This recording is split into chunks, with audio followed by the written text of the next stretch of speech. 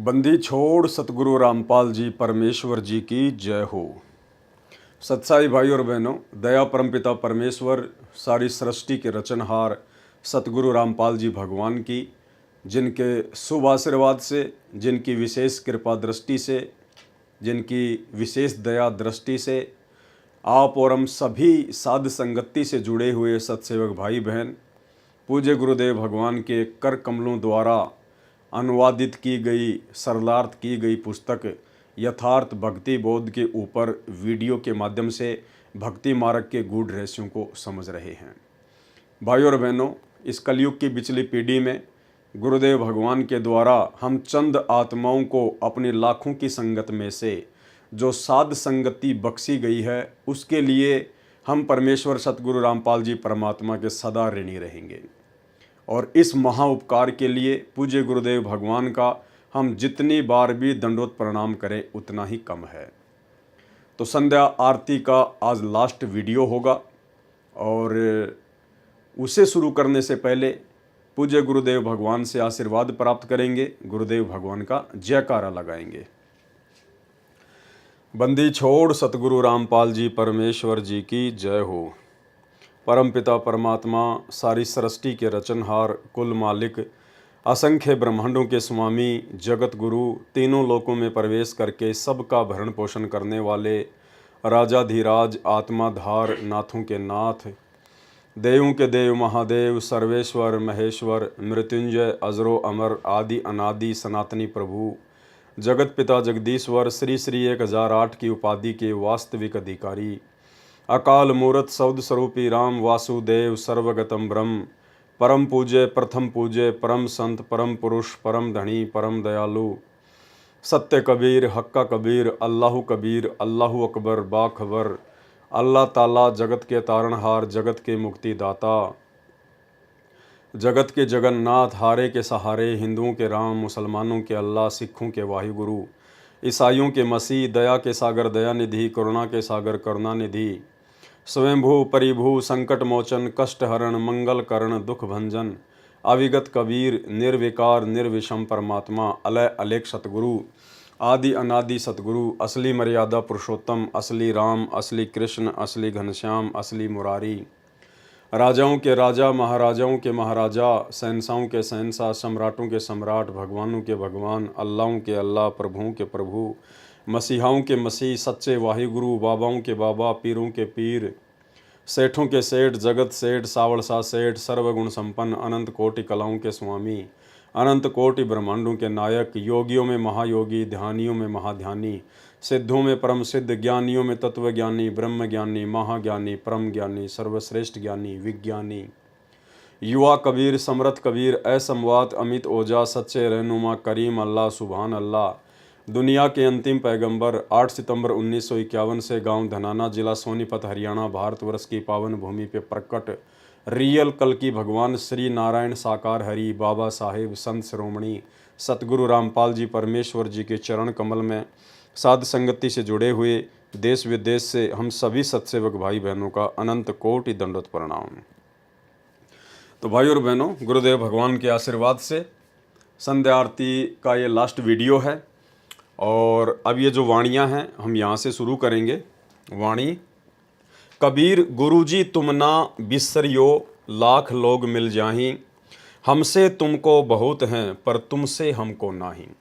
यानी एक सच्चे भगत ने किस तरह से अपने गुरुदेव भगवान से विनती करनी चाहिए, उनसे आधीन होकर दासातन अपने अंदर धारण करके अपने पूज्य गुरुदेव भगवान को ही परमात्मा मानकर उनसे प्रार्थना स्तुति करनी चाहिए, ताकि परमेश्वर हमसे प्रसन्न हो और हमें वो इच्छित वस्तु तुरंत प्रदान करें जिसके लिए हम आत्माओं को भटकते भटकते असंख्य युग हो चुके हैं, यानी मोक्ष। और भाई और बहनों, सबसे पहली जो कंडीशन है मोक्ष प्राप्त करने की, गुरुदेव भगवान बार बार सत्संग में कहते हैं कि सबसे पहले आपने अपनी पिछली गलतियों को सुधारना पड़ेगा।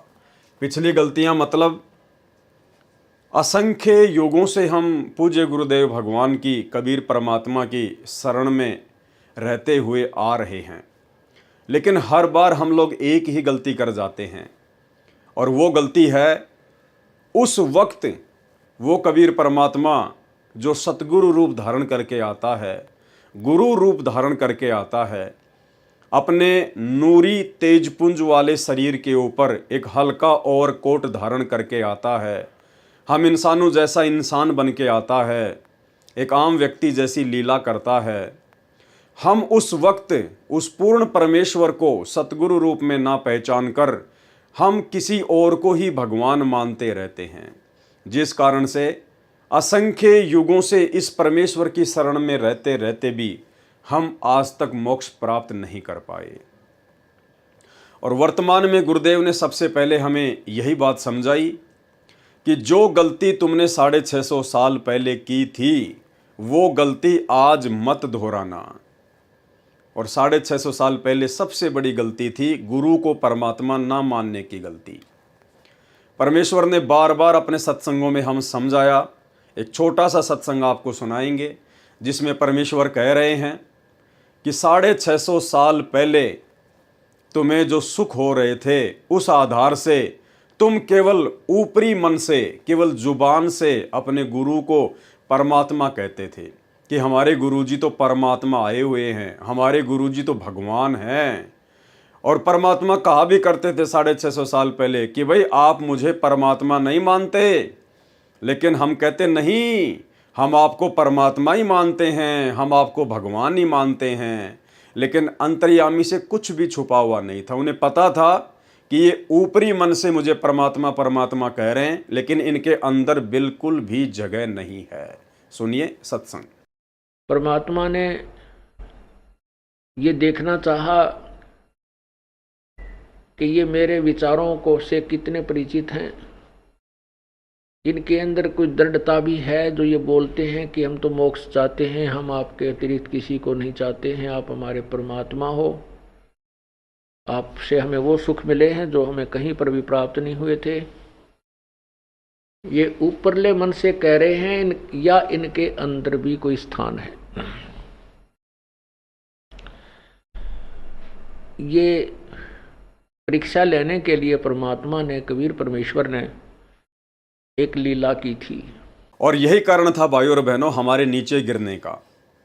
हमने परमेश्वर से झूठ कहा कि हम आपको परमात्मा मानते हैं, लेकिन वे तो अंतर्यामी हैं, उन्हें तो अंदर की बात का पता है। इसलिए परमेश्वर ने 64 के 64 लाख अपने शिष्यों को एक परीक्षा के माध्यम से रिजेक्ट कर दिया। और आज वर्तमान में सतगुरु रामपाल जी भगवान स्वयं वो कबीर परमात्मा सतलोक से अवतरित हैं, सतलोक से इस मृतलोक में प्रकट हैं, विद्यमान हैं। और यदि आज भी हमने वही गलती कर दी जो गलती हम 650 साल पहले करके आ चुके हैं, जो गलती हम युगों युगों से करते आ रहे हैं, तो क्या फ़ायदा फिर इस कलयुग की बिचली पीढ़ी में 21वीं सदी में पैदा होने का, ये मनुष्य शरीर प्राप्त करने का, ये शिक्षा प्राप्त करने का, गुरुदेव भगवान के इतने प्रयत्न का, उनके द्वारा इतना संघर्ष जो ये सबूत और प्रमाण दिखाने के लिए किया गया है, आप और हम आत्माओं को जगाने के लिए किया गया है, फिर क्या फ़ायदा उस चीज़ का। तो आज हम वो गलती नहीं करेंगे, कम से कम सत्सेवक भाई बहन तो वो गलती बिल्कुल भी नहीं करेंगे, क्योंकि आज परमात्मा ने ऐसा कोई भी सबूत, ऐसा कोई भी प्रमाण शेष नहीं छोड़ा है जो ये साबित करता हो कि संत रामपाल जी परमात्मा नहीं हैं या संत रामपाल जी खुद ही कबीर जी नहीं हैं। हर प्रकार के सबूत, एविडेंस परमात्मा ने हर धर्म पुस्तकों से निकाल कर दे दिया है। और उससे ऊपर परमेश्वर के जो गुण होते हैं, कबीर परमात्मा के जो गुण होते हैं, कोडी को काया देना, निर्धन को माया देना, अंधे को आँख देना, बांझ को पुत्र देना, निर्धन को संपत्ति देना, आज सब कुछ परमेश्वर छप्पर फाड़ के दे रहे हैं, छप्पर फाड़ के। और उसके बावजूद भी यदि हम अपने गुरुदेव भगवान को कबीर परमेश्वर के रूप में नहीं देखेंगे तो धिक्कार है फिर आप और हमारे इस मानव जन्म को।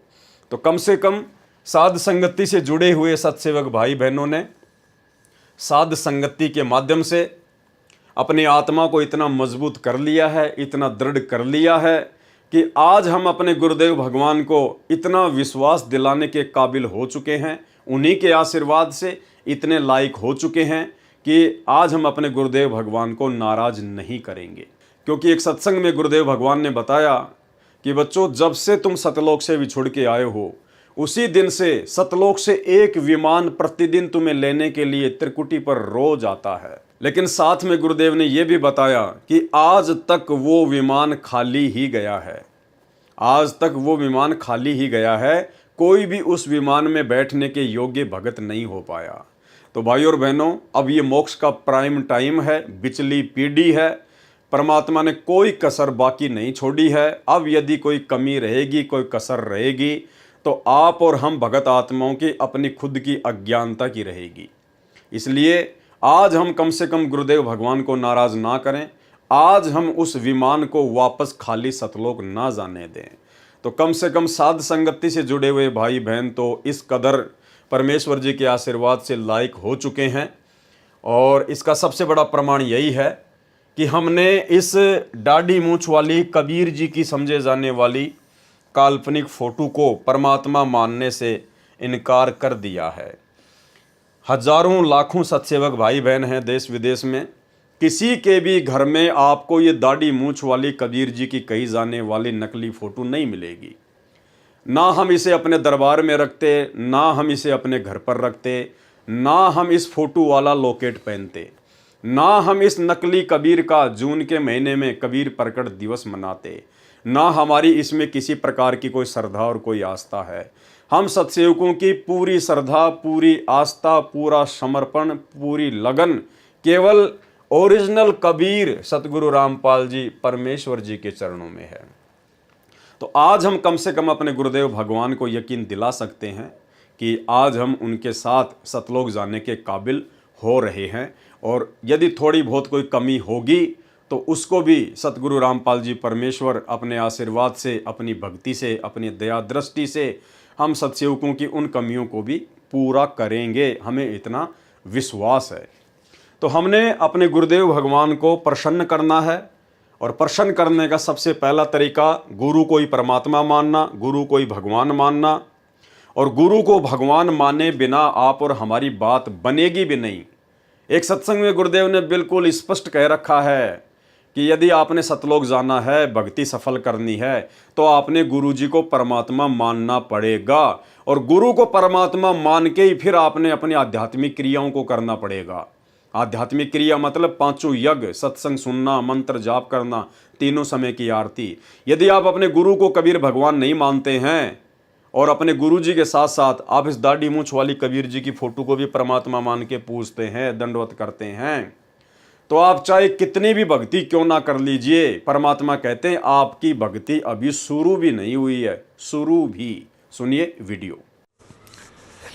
गुरु मानुष कर जानते ते नर कहिए अंध। अब आपको उदाहरण भी बताया था कि गुरु जी को भगवान मानकर ही हमने अपनी आध्यात्मिक क्रियाओं को करना पड़ेगा।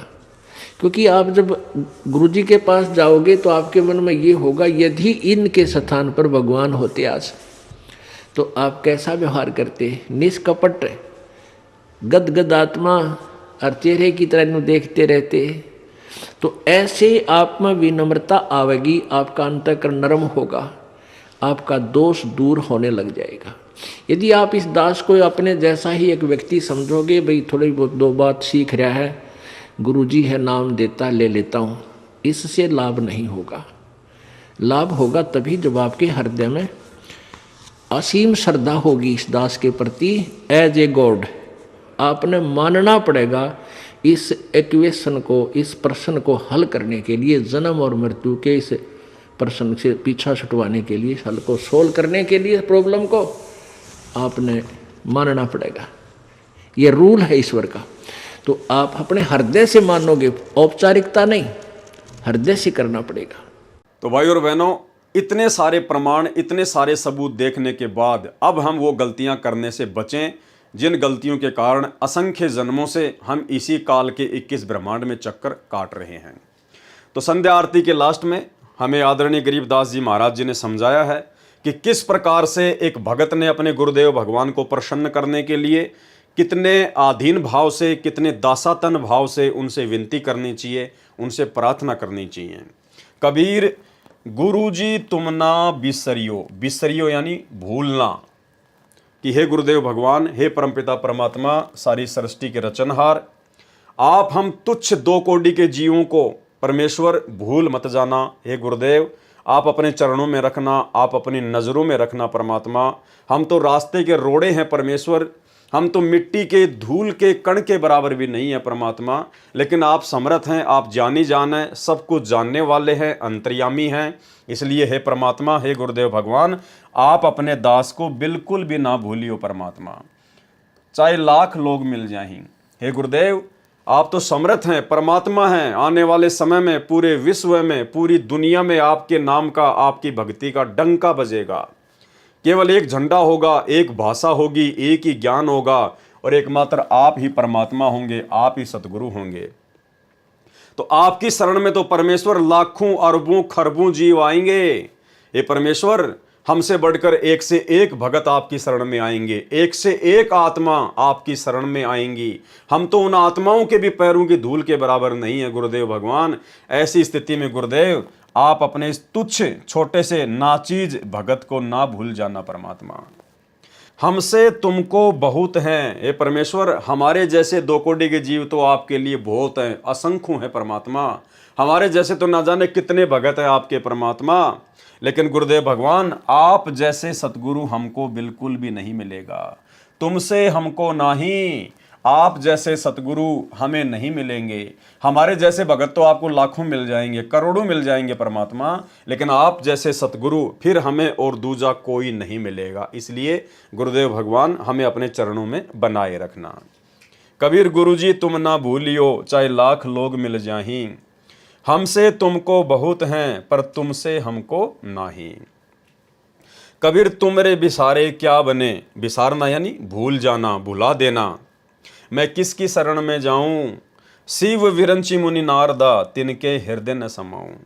हे गुरुदेव भगवान, हे सतगुरु रामपाल जी परमेश्वर, तुमरे बिसारे क्या बने, मैं किसकी शरण में जाऊं। हे गुरुदेव भगवान, यदि आपने हमें भुला दिया, यदि आपने हमें अनदेखा कर दिया, तो परमेश्वर, मैं किसकी शरण में जाऊंगा। और कौन है आपके अलावा जिसकी शरण ग्रहण करनी चाहिए। आप सबसे सर्वशक्तिमान हैं, आप सर्वज्ञ हैं परमेश्वर, सर्व सृष्टि के रचनहार हैं। आपके अलावा परमात्मा इस सृष्टि में अन्य कोई देव नहीं है जिसकी शरण ग्रहण करनी चाहिए, जो हमें मुक्ति दिला दे, जो हमें मोक्ष दिला दे, जो हमें 84 लाख योनियों के कष्टों से दूर कर दे। तुमरे बिसारे क्या बने, जो मैं किसकी शरण में जाऊं। शिव विरंची मुनि नारदा, तिनके हृदय न समाऊं। शिव यानी शंकर भगवान, विरंची यानी श्री ब्रह्मा जी, मुनि नारदा यानी ब्रह्मा जी का पुत्र नारद। कहते हैं परमात्मा, आपने यदि हमें नीचे गिरा दिया, आपने यदि हमें भुला दिया, तो परमात्मा हम तो ना घर के रहेंगे ना घाट के रहेंगे गुरुदेव भगवान। क्योंकि आपकी भक्ति लेने के बाद हमने अन्य सभी देवी देवताओं की पूजा पाठ करना छोड़ दिया है। हमने उनको अपने इष्ट रूप में मानना छोड़ दिया है। जो पहले हम अज्ञानता के चलते उनको अपना भगवान मानते थे, अपना इष्ट मानते थे। हे परमेश्वर, जब से हमने आपको अपना इष्ट बनाया है, आप सतगुरु को ही हमने अपना इष्ट बनाया है, अपना परमात्मा बनाया है, अपना भगवान माना है, तब से ये अन्य नकली भगवान, 21 ब्रह्मांड की सभी शक्तियां, 33 करोड़ देवी देवता, ब्रह्मा विष्णु महेश, काल दुर्गा, ये भी हमसे नाराज हैं, हमसे खफा हैं, और ये मौका देख रहे हैं कि कब ये भगत अपने सतगुरु के चरणों से दूर हटे, कब ये भगत मर्यादा तोड़े, और मैं इसको अपने जाल में, अपने षड्यंत्र में पहले से कहीं ज़्यादा ज़बरदस्त तरीके से फंसा लूँ। तो हे परमेश्वर, हे सतगुरुदेव भगवान, आपके अलावा तो यहाँ सब हमारे शत्रु ही शत्रु हैं परमात्मा।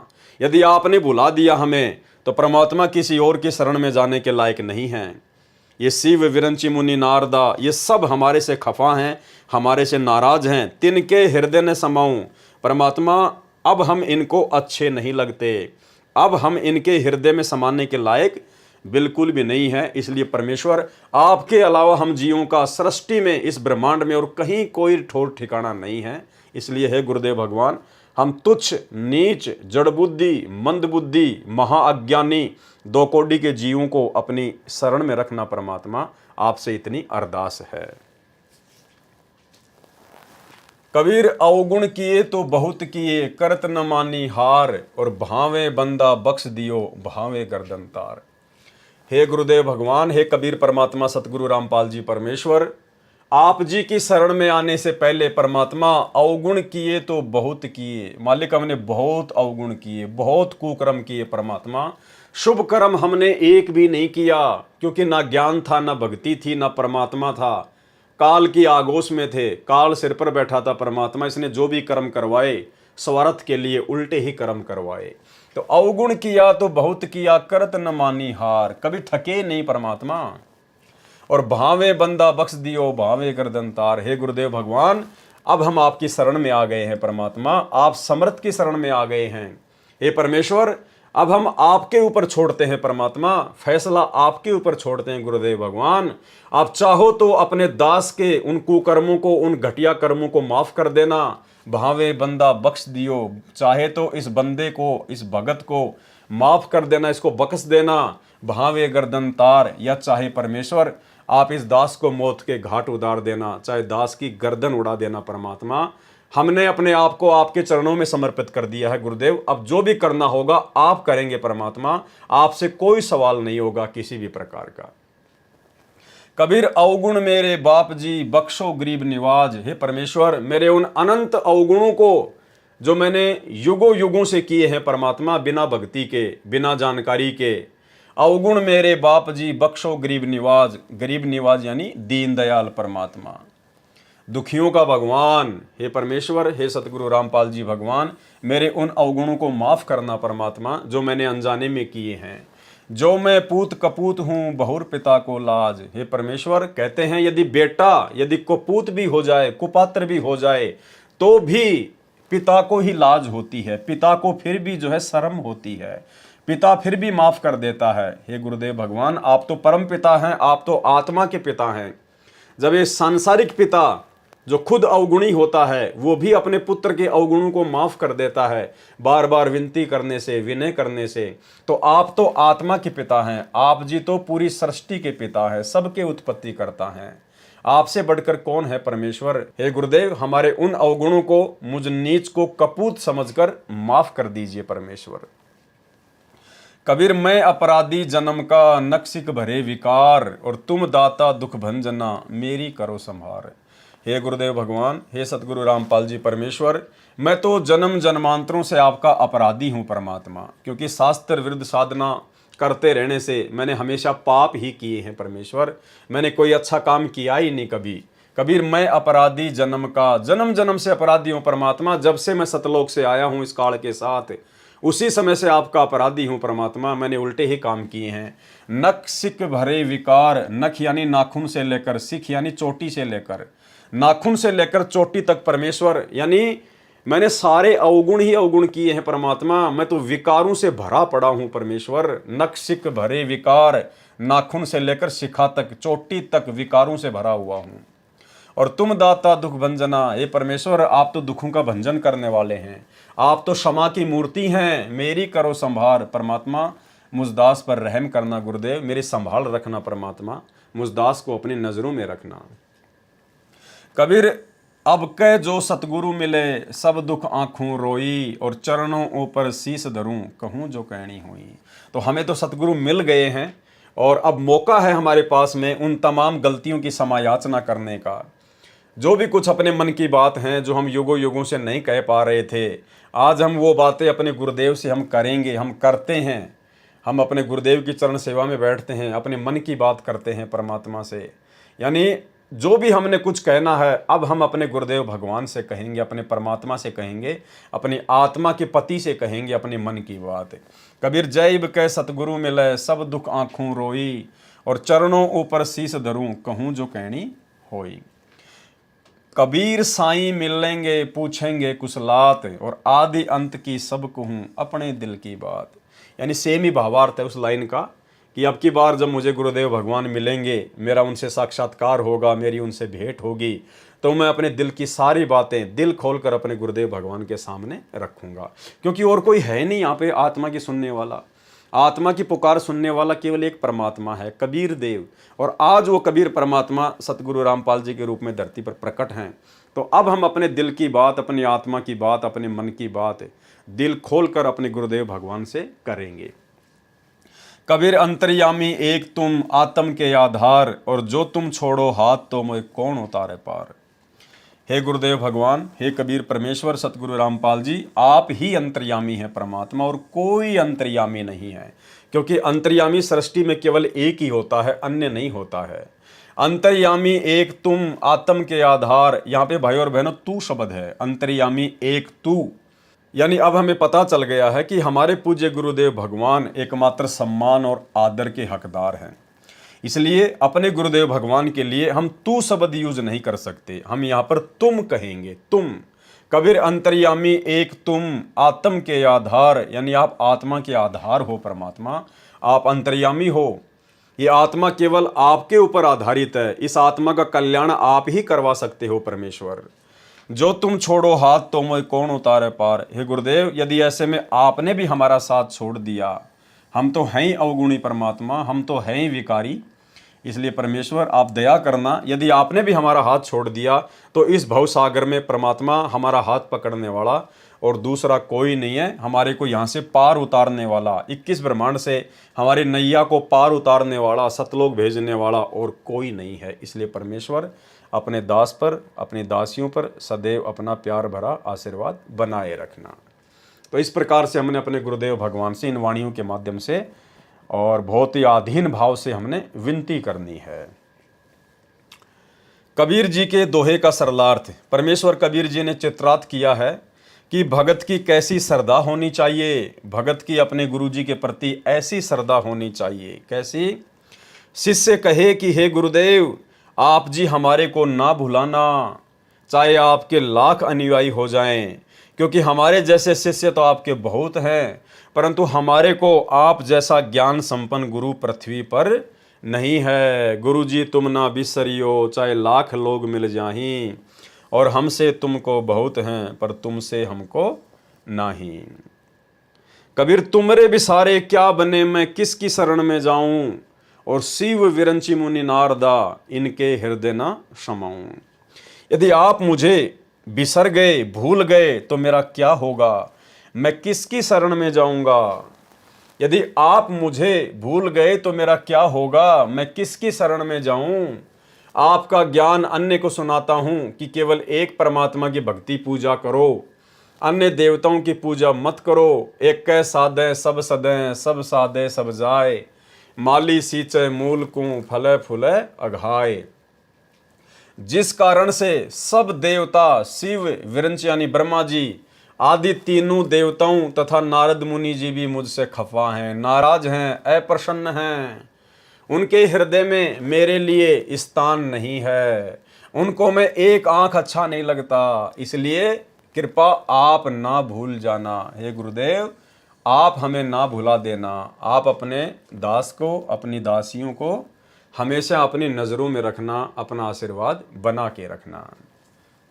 अवगुण किए तो बहुत किए, करत न मानी हार, और भावे बंदा बख्श दियो, भावे गर्दन तार। हे परमेश्वर, अनगणित पाप कर दिए, कभी हार नहीं मानी। कभी हम कसाई बने, कभी हम राजा बने। राजा तो कसाई से भी ज़्यादा पाप कमाता है। हम जो एक किसानी का काम करते हैं, इसमें भी परमात्मा कहते हैं एक हड़ाई और 100 कसाई, इतना पाप खेती बाड़ी में होता है। तो आज से पहले जब हम परमात्मा की शरण में नहीं थे तो ये सारे पाप कर्म हमारे ऊपर लगते थे। इसलिए कहा है, हे परमेश्वर, अनगणित पाप कर दिए, कभी हार नहीं मानी। अर्थात बिना ज्ञान के पाप भी उमंग के साथ करता रहा, कभी आलस्य नहीं किया। हे परमात्मा, हे गुरुजी, हे परमात्मा, हे गुरुजी, यानी गुरुजी को ही परमात्मा कहना होता है, गुरुजी ही परमात्मा होता है। भाई और बहनों, ये बीच बीच में परमात्मा इस प्रकार से संकेत करते हैं। देखो, हे परमात्मा, फिर हे गुरुजी, यानी गुरु ही परमात्मा रूप में धरती पर प्रकट होते हैं। आज सतगुरु रामपाल जी स्वयं ही परमात्मा हैं, स्वयं ही ये कबीर देव हैं। और इसीलिए तो हमने इस दाढ़ी मूंछ वाली कबीर जी की नकली फोटो को परमात्मा मानना छोड़ दिया है। हे परमात्मा, हे गुरुजी, अब आपकी शरण में आ गया हूँ। चाहे इस बंदे, इस मनुष्य को, इस भगत को क्षमा करो, चाहे गर्दन उतार लो, परंतु रखियो अपनी शरण में। हे गुरुजी, आप मेरे ऊपर ऐसी मेहर दया करो जैसे पिता अपने पुत्र के सर्व अपराधों को क्षमा करता है। जो मैं पूत कपूत हूँ, बहुर पिता को लाज। ऐसे ही गुरुदेव रूपी मेरे पिताजी मुझे क्षमा करो। हे गरीब निवाज, मेरे अवगुण बख्शो। यदि मैं अच्छा शिष्य नहीं हूँ, यदि मैं कपूत हूँ, तो आप पिता के तुल्य हैं। यदि आप मेरे पाप क्षमा नहीं करोगे तो पिता होने के नाते शर्म लगेगी। जो मैं पूत कपूत हूँ, बहुर पिता को लाज। यदि आपकी शरण में आने के बाद भी आपने मेरे पाप कर्मों का सत्यानाश नहीं किया, मेरे उन अपराधों को क्षमा नहीं किया, मुझ नीच को नहीं बख्शा, तो एक पिता होने के नाते आपको शर्म लगेगी। बहुर पिता को लाज। तो ऐसे प्रार्थना करने से फिर गुरुदेव भगवान हम आत्माओं के ऊपर दया बख्शते हैं। हे गुरुदेव, तत्व ज्ञान न होने के कारण मैं तो जन्म से ही गलतियां अपराध करता आ रहा हूँ। मेरे में तो नख, पैर के नाखून से लेकर सिख यानी शिखा, सिर की चोटी तक विकार भरे पड़े हैं। अर्थात मैं तो पापों से सना पड़ा हूँ, अर्थात पापों से भरा पड़ा हूँ। हे दाता, आप तो दुख नाश करने वाले हो। मेरी ओर ध्यान दो, मेरी संभाल करो, मेरी केयर टेक करो गुरुदेव भगवान, मेरी संभाल करो। तत्व ज्ञान के पश्चात भगत की श्रद्धा ऐसी हो जाती है, भगत कहता है कि यदि अब की बार सतगुरु मिल गए, जय इब के सतगुरु मिले, सब दुख आंखों रोए, और चरणों ऊपर शीस धरूं, कहूँ जो कहनी होए। अब की बार सतगुरु मिल गए तो अपना सर्व दुख रो रो कर बताऊंगा, चरणों के ऊपर सिर रखकर सर्व बातें करूंगा। परमेश्वर कबीर जी ने भगत की सच्ची श्रद्धा के लक्षण बताए हैं कि भगत कहता है कि साईं अर्थात गुरुदेव मिलेंगे, कबीर साईं मिलेंगे, पूछेंगे कुशलात, आदि अंत की सब कहूँ अपने दिल की बात। कि साईं अर्थात गुरुदेव मिलेंगे। देखो साईं का मतलब क्या होता है? परमात्मा, भगवान, मालिक। और यहाँ गुरुदेव कह रहे हैं साईं अर्थात गुरुदेव, यानी वो गुरुदेव ही साईं है, गुरुदेव ही मालिक है, गुरुदेव ही परमात्मा है, कबीर है। कि साईं अर्थात गुरुदेव मिलेंगे, कुशल मंगल पूछेंगे, आदि अंत अर्थात शुरू से लेकर आखिर लास्ट तक की अपने दिल की सब बातें कहूँगा। हे गुरु भगवान, क्या कहा है? हे गुरु भगवान, यानी गुरु ही भगवान होता है। हे गुरु भगवान, आप तो अंतर्यामी हैं, अंतर्यामी एक तुम, आत्म के आधार, और एकमात्र आप ही आत्मा के सहारा हैं, आत्मा के आधार हैं। और जो तुम छोड़ो हाथ तो मुझे कौन उतारे पार। यदि आपने मेरा हाथ छोड़ दिया तो मुझे कोई पार नहीं कर सकता। आप इस भले बुरे दास दासी को चरणों से दूर मत करना, अपनी शरण में रखना। परमेश्वर कबीर जी के दोहों का सरलार्थ संपूर्ण हुआ। शब्द नंबर 5 ये लास्ट का है। मेरे गुरुदेव भगवान के सरलार्थ की आवश्यकता नहीं है, यह तो अपने आप ही सरल है।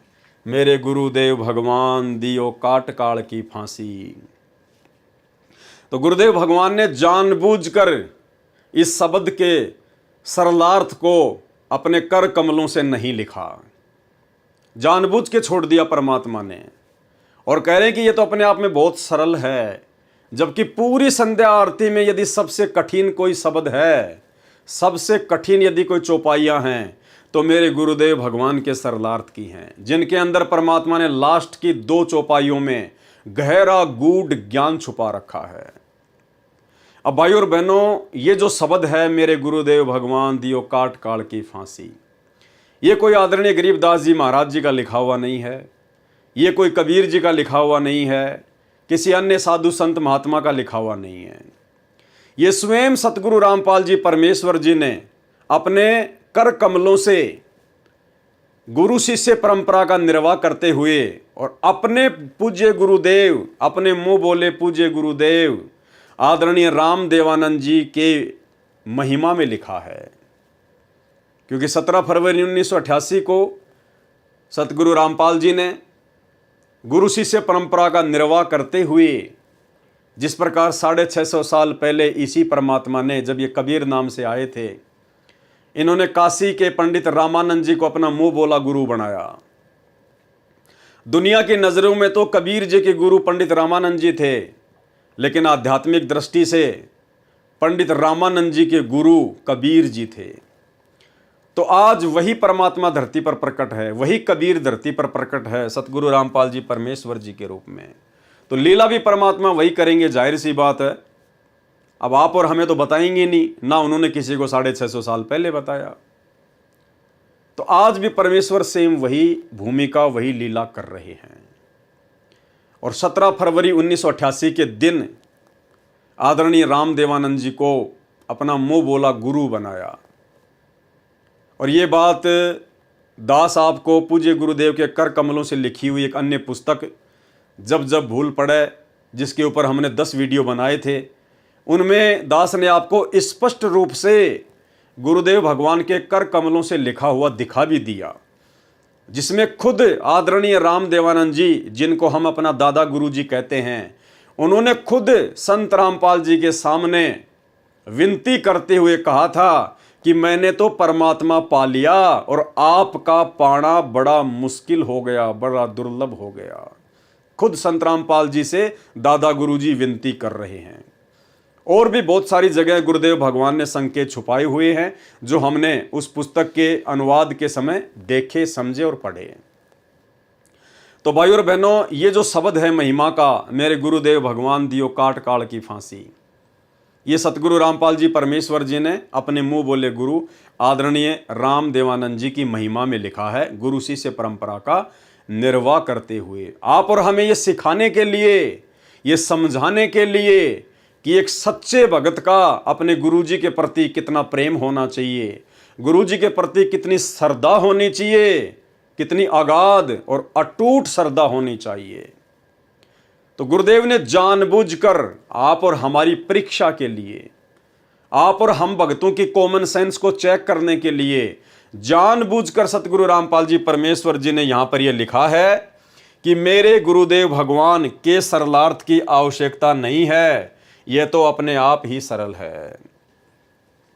भाई और बहनों, ये संध्या आरती हम करते हैं रोजाना। ये तीनों समय की आरतियां गुरुदेव ने भक्ति बोध पुस्तक में डालकर आप और हमें दी हुई है। किस लिए? अपने गुरुदेव भगवान की स्तुति के लिए, उनकी महिमा के लिए। और लास्ट में जब हम संध्या आरती करते हैं और लास्ट का जो ये शब्द है मेरे गुरुदेव भगवान, तो आप और हम रोज अपने गुरुदेव भगवान की स्तुति करते हैं, महिमा करते हैं। तो अपनी स्तुति को, अपनी महिमा को गुरुदेव भगवान कैसे लिख कर बताएंगे? क्या हमारे अंदर इतनी कॉमन सेंस भी नहीं है? क्या तत्वदर्शी संत की शरण में आने के बाद और 30 वर्षों से इतना ज्ञान लेने के बाद क्या आज भी गुरु को यह बताने की आवश्यकता पड़ेगी कि भाई तुम लोगों ने किस प्रकार से मेरी महिमा करनी है, तुम भक्तों ने किस प्रकार से अपने गुरु सतगुरु रामपाल जी को महत्व देना है? क्या आज भी गुरुजी बताएंगे हमें? तो फिर धिक्कार है आप और हमारे को, जो हमने गुरुदेव भगवान से इतना अनमोल तत्व ज्ञान प्राप्त किया और उसके बावजूद भी हम गुरु महिमा को नहीं समझ पा रहे, गुरु के महत्व को नहीं समझ पा रहे। तो इस शब्द का सरलार्थ ना करके गुरुदेव भगवान ने आप और हमारे ऊपर छोड़ दिया, आप और हमारी कॉमन सेंस के ऊपर छोड़ दिया कि भाई मैंने तो एक भगत का रोल करते हुए और एक भगत के गुरुजी के प्रति क्या भाव होने चाहिए, मैंने तो पूरी श्रद्धा के साथ में ये शब्द गाया है। अब तुम भक्तों की मेरे प्रति कितनी श्रद्धा है, तुम भक्तों ने अपने सतगुरु रामपाल जी को कितना समझा है, कितना जाना है, कितना पहचाना है। अब ये तुम्हारी कॉमन सेंस के ऊपर है कि तुम भी रट्टा ही मारोगे क्या, कि जैसे मैंने अपने गुरुजी के लिए वो शब्द लिख दिया मेरे गुरुदेव भगवान, और लास्ट की 2 चौपाइयों में सतगुरु रामपाल जी अपने मुंह बोले गुरुजी की उनका नाम लिखकर महिमा कर रहे हैं। तो हम भक्तों की क्या जिम्मेदारी बनती है? अरे हमारे गुरु सतगुरु रामपाल जी हैं, आदरणीय राम देवानंद जी हमारे गुरु जी नहीं हैं। हम अपने गुरुदेव सतगुरु रामपाल जी परमेश्वर जी की महिमा के लिए पैदा हुए हैं। हम दादा गुरु जी की महिमा करने के लिए पैदा नहीं हुए। दादा गुरु जी तो आप और हमारी तरह खुद एक भगत थे, आप और हमारी तरह एक सामान्य मानुष थे, इंसान थे। उनको तो गुरु जी ने खड़ा किया था लोक दिखावे में, गुरु शिष्य परंपरा का निर्वाह करने के लिए। तो ये आप और हमारी कॉमन सेंस के ऊपर छोड़ दिया सतगुरु रामपाल जी परमेश्वर जी ने कि हम क्या करेंगे इस शब्द को लेकर, या फिर तोते की तरह रट्टा ही मारेंगे। जैसा सतगुरु रामपाल जी अपने गुरु जी की महिमा कर रहे हैं तो हम भी उन्हीं वाणियों को वैसा ही बोलेंगे। तो फिर महिमा किसकी हुई, दादा गुरु की या सतगुरु रामपाल जी परमेश्वर जी की? तो शब्द क्या है? ये शब्द है, मेरे गुरुदेव भगवान भगवान दियो काट काल की फांसी। सबसे पहले तो भाई और बहनों, संध्या आरती के माध्यम से हम जितने भी सतगुरु रामपाल जी परमेश्वर जी के शिष्य और शिष्या हैं, उनकी महिमा में इस भजन को गाने का, इस शब्द को गाने का औचित्य तभी बनता है जब आप गुरुदेव शब्द के अर्थ को समझ जाएं कि गुरुदेव का मतलब क्या होता है, गुरुदेव का मीनिंग क्या होता है, परिभाषा क्या होती है गुरुदेव की। जब तक हम इस गुरुदेव शब्द को नहीं समझेंगे तो हमारे द्वारा इस शब्द के माध्यम से की गई महिमा का कोई लाभ नहीं, कोई फायदा नहीं। हम महिमा तो कर रहे हैं अपने गुरुदेव भगवान सतगुरु रामपाल जी की, और उन्हें कह रहे हैं मेरे गुरुदेव भगवान दियो काट काल की फांसी, मेरे गुरुदेव भगवान दियो काट काल की फांसी। हम अपने गुरुदेव को भगवान भी कह रहे हैं, और एक बार नहीं 2 बार कह रहे हैं, और उसके बावजूद भी भगवान मान रहे हैं इस दाढ़ी मूंछ वाले कबीर जी की नकली फोटो को। परमात्मा मान रहे हैं, भगवान मान रहे हैं इस कबीर जी की नकली फोटो को। तो फिर आपने अपने गुरुदेव की महिमा की, क्या महिमा किया आपने? आप तो दोगला आचरण कर रहे हैं जो भक्ति मार्ग में नहीं चलता। तो सतगुरु रामपाल जी परमेश्वर जी ने गुरुदेव शब्द का क्या अर्थ बताया। गुरु देव, देव का अर्थ बताया परमात्मा, भगवान, मालिक। गुरुदेव यानी गुरु भगवान। उसके बावजूद भी परमात्मा ने 2 बार भगवान लिखा है ताकि हमारी आंखें खुलें, अन्यथा गुरुदेव शब्द ही काफी है गुरु को परमात्मा मानने के लिए। सुनिए गुरुदेव शब्द की परिभाषा। धारण कर लिया है तो फिर उसके विषय में बताते हैं, गुरु मानुष कर जानते ते नर कहिए अंध, ओवे दुखी संसार में आगे यम के फंद।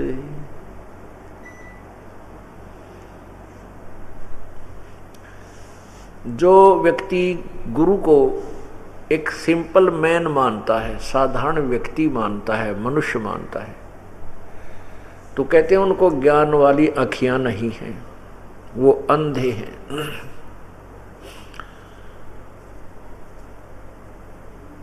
फिर वो कहते हैं उनको पूर्ण लाभ उस संत से नहीं मिलेगा।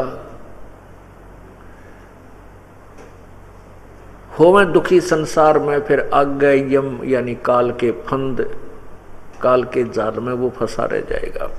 गुरु मानुष कर जानते और करे चरणामृत को भी पान, ते नर नरक में जावेंगे भाई युग युग बने समान। गुरु आपने धारण भी कर रखा है और गुरु जी को आप वैसे साधारण व्यक्ति मान रहे हो, और फिर देखम देखा दूसरे चरणामृत बनाकर ग्रहण कर रहे हैं और वो भी ले रहा है, वो लोग दिखावा है, उससे लाभ नहीं होगा, अर्थात उसको परमात्मा की प्राप्ति नहीं होगी, मोक्ष नहीं होगा। अब प्रश्न उठता है, तो क्या गुरु भगवान होता है? वैसे तो भगवान राम, अल्लाह, खुदा, गॉड, स्वामी, मालिक, ये एक शक्ति बोधक शब्द होते हैं, उपमात्मक शब्द हैं। जैसे हम गुरुदेव कहते हैं, गुरुदेव का अर्थ होता है गुरु भगवान, गुरु मेरे गुरु मालिक, गुरु परमात्मा। देव का अर्थ ही परमात्मा होता है। तो भाई और बहनों समझ में आ गया होगा। उसके बाद मेरे गुरुदेव भगवान दियो काट काल की फांसी। हमने केवल अपने गुरुदेव भगवान से ही विनती करनी है, केवल उन्हीं से प्रार्थना करनी है। इस 21 ब्रह्मांड से ये जन्म मरण के रोग को समाप्त करवाने के लिए, ये जन्म मरण की फांसी को समाप्त करवाने के लिए, ये पशु पक्षियों की योनियों से सदा सदा के लिए मुक्ति प्राप्त करने के लिए हमने केवल अपने गुरुजी से ही प्रार्थना करनी है और किसी से कोई स्तुति, कोई प्रार्थना नहीं करनी है। हमने इस दाढ़ी मूंछ वाली कबीर जी की फोटो को भगवान मान के उनसे प्रार्थना नहीं करनी कि हे कबीर जी मेरी फांसी काटियो, 21 ब्रह्मांड से मेरा उद्धार करियो, मेरा मोक्ष करियो। ये जड़ है, ये मुर्दा फोटो है, ये ना चल सकती, ना बोल सकती, ना हिल सकती, ना डुल सकती, ना खा सकती, ना पी सकती, ना सत्संग सुना सकती, ना नाम दे सकती, ना आशीर्वाद दे सकती, कुछ नहीं कर सकती। ये केवल एक मुखौटा है, एक निर्जीव वस्तु है। सजीव जिंदा हमारे सामने है, सतगुरु रामपाल जी परमेश्वर जी हैं। हमने केवल इन्हीं से हर प्रकार की इच्छा, हर प्रकार की डिमांड, हर प्रकार की स्तुति, हर प्रकार की प्रार्थना केवल हमने अपने गुरुदेव भगवान से करनी है। अन्य किसी भी देव महादेव से, किसी भी शक्ति से हमने सौपन में भी कोई इच्छा जाहिर नहीं करनी है, क्योंकि सबसे बड़े परमात्मा, सबसे बड़े देव, सबसे बड़ी शक्ति है सतगुरु रामपाल जी। ये स्वयं सतलोक के राजा हैं, कबीर भगवान हैं। मेरे गुरुदेव भगवान दियो काट काल की फांसी। अवगुण किए घनेरे फिर भी भले बुरे हम थारे। यहां पर शब्द तेरे, हम अपने गुरुदेव के लिए तेरे शब्द यूज नहीं कर सकते। तो राजस्थानी में थारे बोलते हैं, थारे यानी जैसे आप, इस प्रकार राजस्थान में बोलते हैं थारा, थारी, थारे, तो एक सम्मानजनक हो जाता है ये। अवगुण किए घनेरे फिर भी भले बुरे हम थारे। हे परमेश्वर, मैं तो हूँ ही अवगुणी। मैंने तो जन्म से लेकर और वर्तमान समय तक और ना जाने पिछले जन्म जन्मांतरों में जब मैं आपकी शरण में नहीं था, इस तत्व ज्ञान से परिचित था, हे परमेश्वर मैंने तो अवगुण ही किए हैं मालिक। गुण तो मैंने एक भी किया ही नहीं, अच्छा कर्म तो एक भी किया ही नहीं। हे परमात्मा, आज हमें ज्ञान हो गया, इसलिए अब हम जैसे भी हैं, हम भले थे या बुरे थे परमात्मा, लेकिन हम आपके हैं। हे गुरुदेव भगवान, हम आपके हैं। अवगुण किए घनेरे फिर भी भले बुरे हम थारे। दास को जान के निपट नादान, मोहे बख्श दियो अविनाशी। अब ये अविनाशी शब्द आया भाई और बहनों, अविनाशी। अविनाशी किसको कहते हैं? जिसका नाश करने में कोई भी सक्षम ना हो। अविनाशी, जिसका किसी भी देश काल और परिस्थिति में विनाश ना हो, जिसको काल ना खा सके, उसको कहते हैं अविनाशी। और महिमा किसकी कर रहे हैं हम? अपने गुरुदेव भगवान की। तो हमने अविनाशी शब्द ये किसके लिए यूज किया? अपने गुरुदेव भगवान के लिए, सतगुरु रामपाल जी परमेश्वर जी के लिए। तो कौन है सतगुरु रामपाल जी परमेश्वर? अविनाशी। तो अविनाशी मां के गर्भ से जन्म लेके आएगा क्या? अरे अविनाशी परमात्मा 8 सितंबर 1951 को मां के गर्भ से जेल में लिपट के आएगा क्या? ये कॉमन सेंस की बात है। और इसीलिए हम सत्सेवकों ने सतगुरु को अविनाशी मानकर 8 सितंबर को इनका प्रकट दिवस मनाना शुरू किया। और इस कागज की फोटो को जो कबीर भगवान की समझी जाती है, हमने इसको रिजेक्ट कर दिया कि हमारे अविनाशी हमें समझ में आ चुके हैं। अविनाशी सतगुरु, अविनाशी परमात्मा केवल सतगुरु रामपाल जी परमेश्वर हैं। तो यहां पर अविनाशी शब्द कहकर परमेश्वर की महिमा की गई है, अविनाशी कहकर। तो भाई या तो आप सतगुरु रामपाल जी परमेश्वर जी को अविनाशी कहना छोड़ दो। अगर आप जी इस दाढ़ी मूंछ वाली कबीर जी की फोटो को भगवान मानते हैं, जून के महीने में इसका प्रकट दिवस मनाते हैं, तो फिर आप संत रामपाल जी को अविनाशी कहना छोड़ दीजिए। फिर आप ये दो नाव की सवारी भक्ति मार्ग में नहीं चलेगी। ना घर के रहोगे, ना घाट के, अंत में धोबी के कुत्ते बन के घूमोगे यहीं पे। क्योंकि गुरु मानुष कर जानते, ते नर कहिए अंध, ओमें दुखी संसार में और आ गए यम के फंद। कबीरा ते नर अंध हैं जो गुरु को कहते और हरि के रूठे ठोर हैं, गुरु रूठे नहीं ठोर। यदि आप अपने गुरु जी को परमात्मा नहीं मानते हैं, अविनाशी नहीं मानते हैं, कबीर नहीं मानते हैं, तो भाई और बहनों, फिर इस जन्म में तो मोक्ष की उम्मीद बिल्कुल भी मत करना। और अपने गुरुदेव को परमात्मा ना मानने का सबसे पहला जो पॉइंट है वो यही है, यदि आप इस दाढ़ी मूंछ वाली कबीर जी की फोटो को परमात्मा मानते हैं, आप अपने घर पर इस फोटो को रखते हैं, अपने दरबार में इस फोटो को रखते हैं, इस फोटो के आगे यदि आप जोत जलाते हैं, दंडवत करते हैं, इस फोटो का लॉकेट पहनते हैं, तो अभी आपने अपने गुरु जी को परमात्मा नहीं माना। तो यहां पर अविनाशी शब्द है। अविनाशी शब्द केवल परमेश्वर के लिए यूज होता है, और परमात्मा पूरी सृष्टि में केवल एक ही है, 2 या 3 नहीं है। और वो एक परमात्मा आज हमारे गुरुदेव भगवान के रूप में प्रकट हैं। तो इससे भी ये साबित हो जाता है कि सतगुरु रामपाल जी परमेश्वर ही पूर्ण ब्रह्म परमात्मा है, कबीर देव हैं। अब ये सारी बातें सतगुरु रामपाल जी भगवान थोड़ी बताएंगे हमें। वो थोड़ी कहेंगे कि मैं अविनाशी हूं, मैं कबीर हूं, मैं सबका भगवान हूं। इसीलिए तो परमात्मा ने इसका सरलार्थ नहीं किया, हम भक्तों की कॉमन सेंस पर छोड़ दिया कि इतना समझाने के बाद, इतना ज्ञान देने के बाद अब भी अगर ये लकीर के फकीर बने हुए हैं तो क्या फ़ायदा फिर इनको आगे सतलोक ले जाने का। उससे अच्छा तो गंदगी यही ठीक है। तो अविनाशी का मतलब होता है वो परमात्मा जो कभी विनाश में नहीं आता। और विनाश में कौन नहीं आएगा? जिसका जन्म नहीं होता। भाई जिसका जन्म होगा वो तो मरेगा, विनाश में आएगा। और जो है अविनाशी, जो स्वयंभू है, उसका कौन क्या नाश कर देगा, कौन क्या बिगाड़ देगा।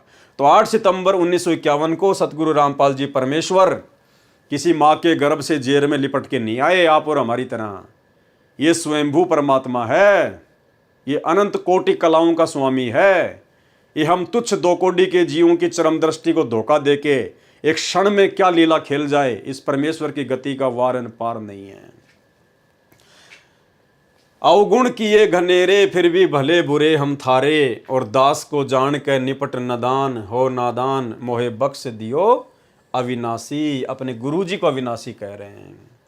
अगली वाणी, मेरे उठे उमंग सी दिल में, तुम्हें याद करूं पल पल में। हे परमात्मा, हे गुरुदेव भगवान, आपने ऐसा अनमोल ज्ञान दे दिया है, आपने ऐसा अनमोल ये तत्व ज्ञान दे दिया है परमेश्वर। आपने आत्मा को इतनी उमंग में भर दिया है कि मैं आपको पल पल याद करूं परमात्मा। एक पल भी आप मेरी यादों से दूर नहीं होते हो परमात्मा। मेरे चिंतन से, मेरी सोच से आप एक पल भी दूर नहीं होते हो। अब केवल आप ही का चिंतन, आप ही का मनन, आप ही के ज्ञान के ऊपर विचार विमर्श, और परमात्मा दूसरा कोई काम नहीं। मेरे उठे उमंग सी दिल में, तुम्हें याद करूं पल पल में। आपका ऐसा मक्खन ज्ञान यो जगत बिलोवे लासी। कि हे गुरुदेव भगवान, आपने हमें जो अनमोल तत्व ज्ञान दिया है, जो सत्संग सुनाए हैं, ये तो परमात्मा मक्खन की तरह है। मक्खन की तरह, मक्खन जिसको एक बार तैयार कर दिया जाता है वो कभी खराब नहीं होता। फिर मक्खन, और ये दुनिया, ये जगत बिलोवे लासी। और ये दुनिया तो परमात्मा आपके इस मक्खन ज्ञान के अभाव में, और ये तो लस्सी को रड़क रही है, लस्सी को बिलो रही है। अरे लस्सी को मथने से कुछ भी नहीं निकलेगा, कुछ भी नहीं निकलेगा। मथ के मक्खन निकाल दिया। वो मक्खन ज्ञान तो है संत रामपाल जी का, जो सारे शास्त्रों का मंथन करके उन्होंने आप और हमें दे दिया, सार निकाल कर दे दिया। देसी घी है उनका तत्व ज्ञान। और ये दुनिया क्या कर रही है?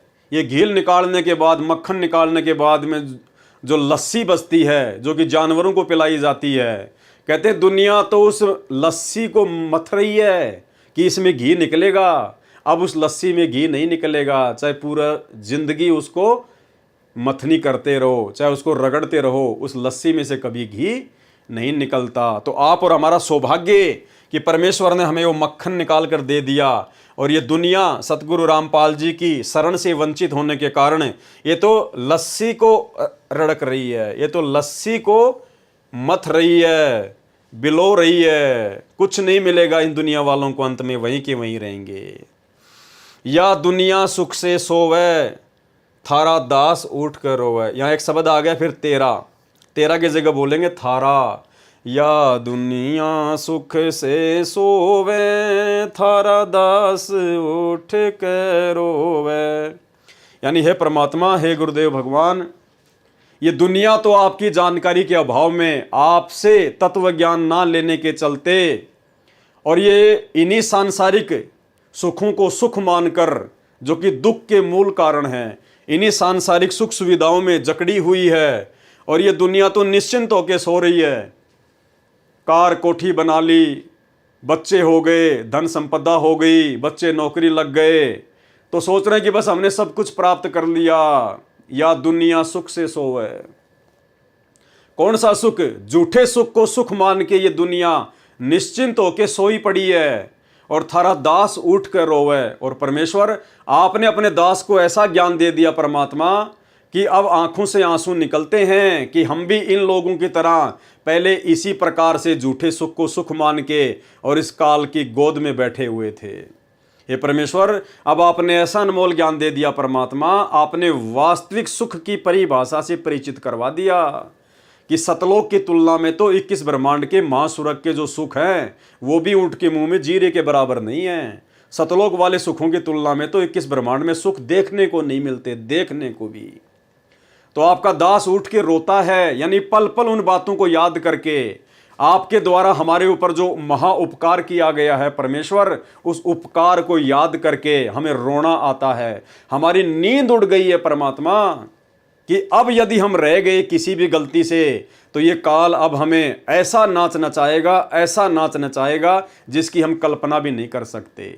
तो अब हम रोते हैं कि हे परमेश्वर, अब आप हमारा हाथ ना छोड़ देना गुरुदेव भगवान।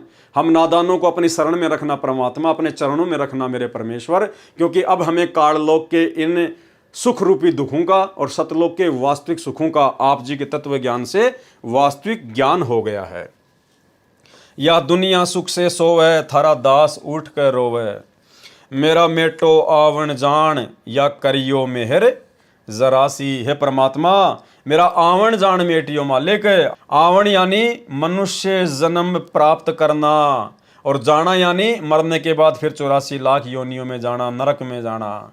तो हे परमेश्वर, हे गुरुदेव भगवान, हे सारी सृष्टि के समर्थ परमात्मा सतगुरु रामपाल जी भगवान, मेरा मेटो आवन जान, मेरा ये आने और जाने का जो चक्कर है, जो काल ने मुझे फंसा रखा है परमेश्वर, आप इसको समाप्त करना, आप इसको मेटना।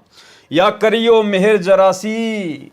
ये परमेश्वर, आपके लिए तो ये जन्म मरण का चक्कर समाप्त करना एक छोटा सा काम है परमात्मा आपके लिए तो। या करियो मेहर जरासी, आपके लिए तो जरा सा काम है परमात्मा, जरा सा काम है। और हमारे लिए तो परमात्मा ये पहाड़ से भी बढ़कर दुख बना हुआ है।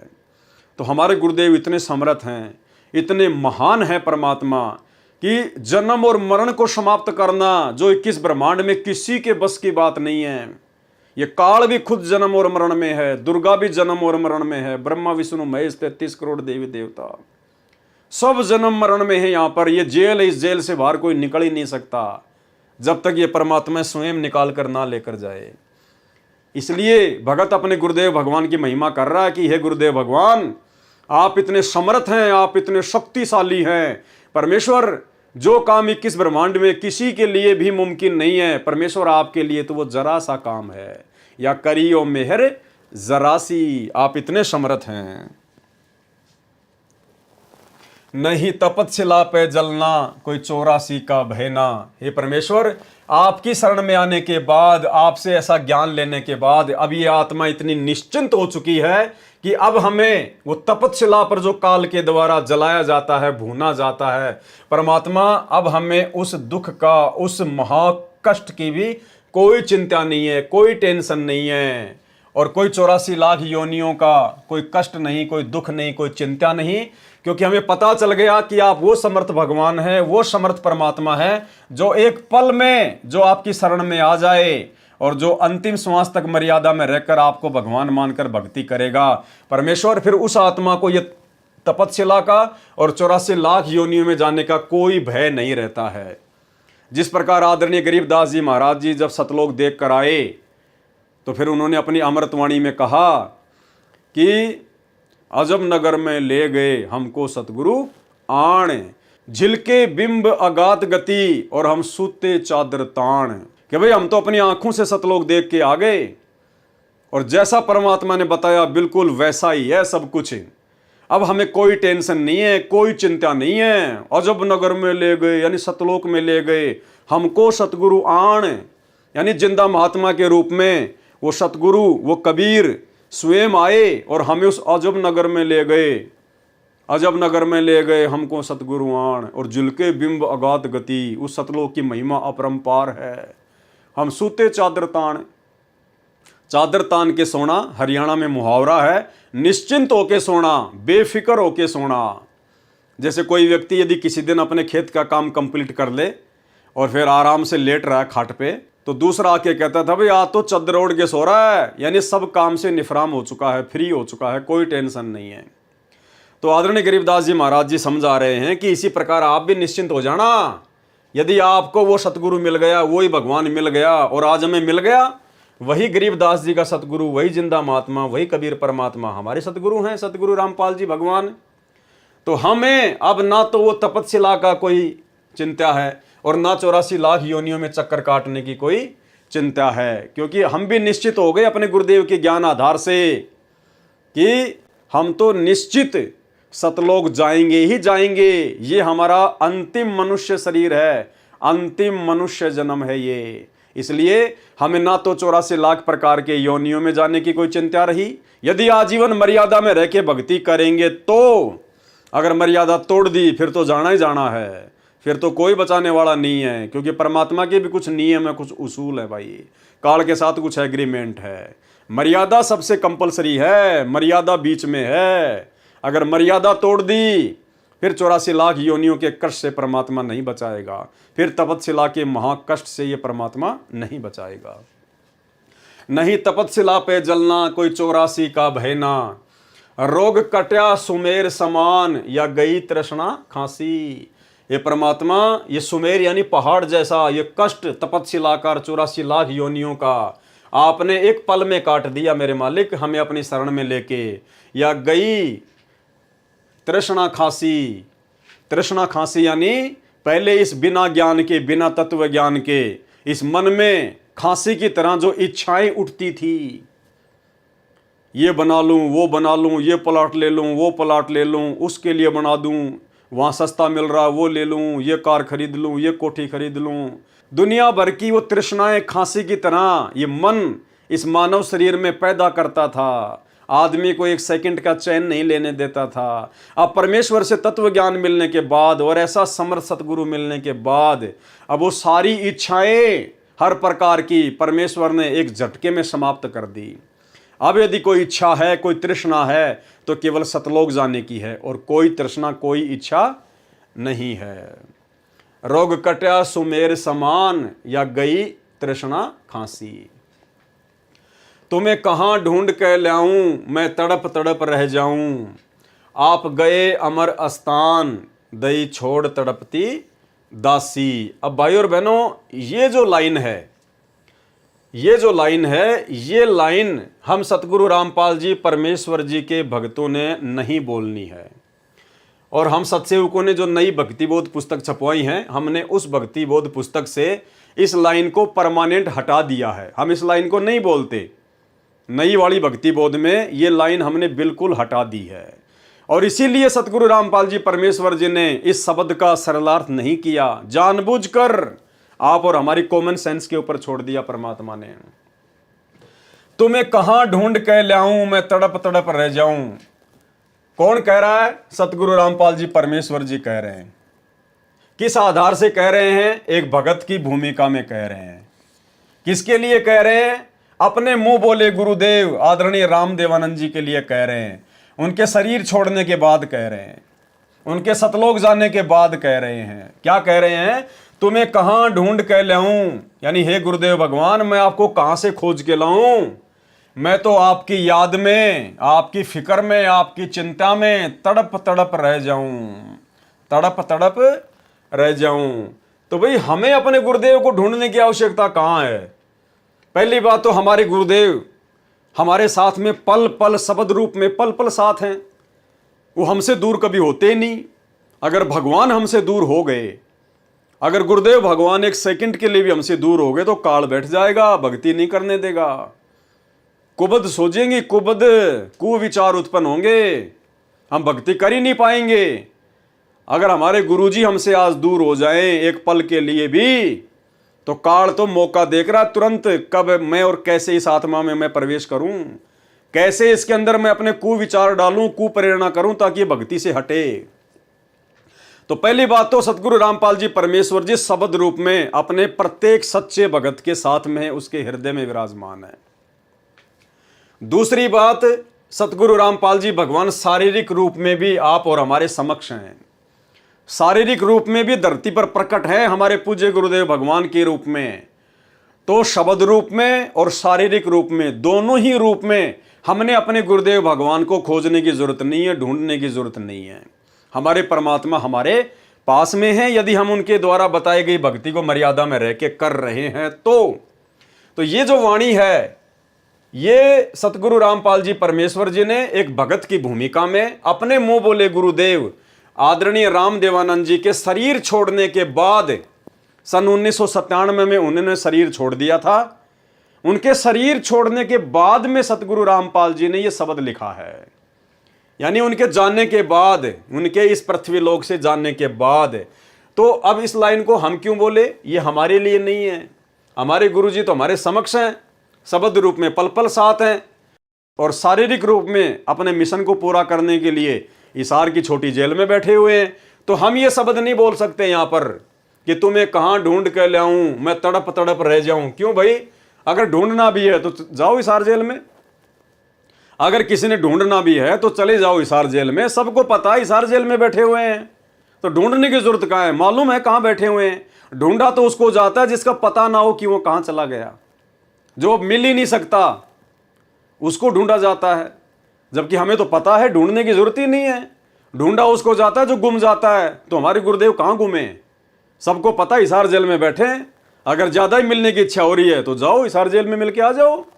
ये बात बोलने की आवश्यकता कहां पड़ गई। तो ये बात पूज्य गुरुदेव जी ने एक भगत के रूप में लीला करते हुए और अपने गुरु जी के प्रति कैसी श्रद्धा, कैसे भाव होने चाहिए, ये आप और हमें समझाते हुए अपने मुंह बोले गुरुदेव के आदरणीय रामदेवानंद जी के शरीर छोड़ने के बाद उन्होंने उनके प्यार में, उनके प्रेम में और ये वाणी लिखी है कि तुम्हें कहां ढूंढ के लाऊं, मैं तड़प तड़प रह जाऊं। आप गए अमर स्थान, आप कहां चले गए, आप सतलोक चले गए, अमर स्थान को चले गए। अरे हमारे गुरुदेव तो हिसार जेल में बैठे हैं भाई, और शब्द रूप में पल पल हमारे साथ में, कहां चले गए।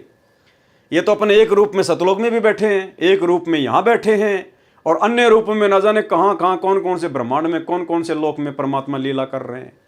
ये थोड़ी कि गुरु जी हिसार जेल में बैठे हैं, ये तो अक्षर पुरुष के लोक में भी न जाने कितने रूप बना के अपने बच्चों को ज्ञान सुना रहे हैं। 21 ब्रह्मांड में भी न जाने कितने लोकों में, कितने द्वीपों में, कितने ब्रह्मांडों में पता नहीं क्या क्या रूप धारण करके अपनी आत्माओं को ज्ञान समझा रहे हैं। ये तो पाताल लोक में भी इस समय क्या पता अपनी आत्माओं के लिए वो सत्संग कर रहे हो। तो इनके तो अनंत रूप हैं, अनंत कोटि कलाओं के स्वामी हैं ये तो आप गए अमर स्थान, ये आदरणीय रामदेवानंद जी के लिए सतगुरु रामपाल जी परमेश्वर जी कह रहे हैं कि आप गए अमर स्थान, और दई छोड़ तड़पती दासी, यानी आप मुझे अकेला छोड़ गए। भाई और बहनों, देखो सतगुरु रामपाल जी परमेश्वर जी ने 12वें पंथ में 17 फरवरी 1988 को आदरणीय रामदेवानंद जी को अपना मुंह बोला गुरु बनाया था। तो 12वें पंथ के हिसाब से ही परमात्मा इस प्रकार की बातें लिख रहे हैं, दई छोड़ तड़पती दासी। जाना कल को हमारे पूज्य गुरुदेव भगवान ने भी है, क्योंकि परमात्मा है, काल के साथ एग्रीमेंट है, एक समय के बाद परमात्मा ने भी यहां से जाना है। लेकिन हम 13वें पंथ के पंथी हैं। अगर हमारे मन में कभी भी ये आ गई जरा सी भी बात कि हे गुरुदेव आप तो हमें तड़पता छोड़ गए, आप तो हमें तड़पता हुआ छोड़ गए, दई छोड़ तड़पती दासी, दासी यानी आत्मा, उसी समय फैल हो जाएंगे, उसी समय, क्योंकि बिचली पीढ़ी है। परमात्मा ने समझाने में, बताने में, प्रमाण दिखाने में कोई कमी नहीं छोड़ी, अपनी पहचान करवाने में कोई कमी नहीं छोड़ी है।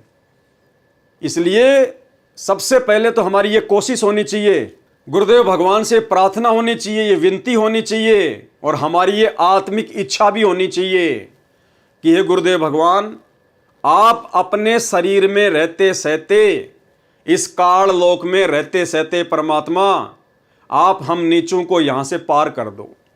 आप हमारा शरीर छुड़वाकर परमेश्वर हमें सतलोक भेज दो, हमें इस लायक बना दो अपने रहते सहते। और यदि हमारे से पहले गुरुदेव भगवान अपने एग्रीमेंट अनुसार इस काल लोक को छोड़कर अपने निज लोक सतलोक में चले गए, परमानेंट जिस रूप में आज वे आए हुए हैं, चाहे जो मर्जी लीला करके जाए परमात्मा, तो उसके बाद आप और हमारे अंदर ये मन में भी नहीं आना चाहिए, इस बात का दुख नहीं होना चाहिए, बेचैनी नहीं होनी चाहिए कि भाई गुरुजी तो गए, अब क्या करें भाई, अब क्या काल जाने देगा यहां से, अब क्या करें भाई, गुरुजी तो चले गए, अब क्या लेना देना है, अब कौन लेके जाएगा मुझे। तो आप और हमारे मन में जिन जिन आत्माओं ने गुरुदेव भगवान के रहते सहते उनसे नाम दीक्षा प्राप्त की है, उन आत्माओं के अंदर इस प्रकार के तनिक भी भाव उत्पन्न होने नहीं चाहिए, तनिक भी, अन्यथा उसी समय फेल हो जाएंगे। ज्ञान आधार से परमात्मा नीचे गिरा देगा कि नालायक, मैंने तेरे को इतने वर्षों तक यही ज्ञान दिया था, हैं?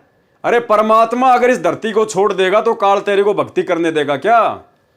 परमात्मा कहते हैं आग लगी आकाश में और झड़ झड़ पड़े अंगार, और संत ना होते धरती पर तो जड़ मरता संसार।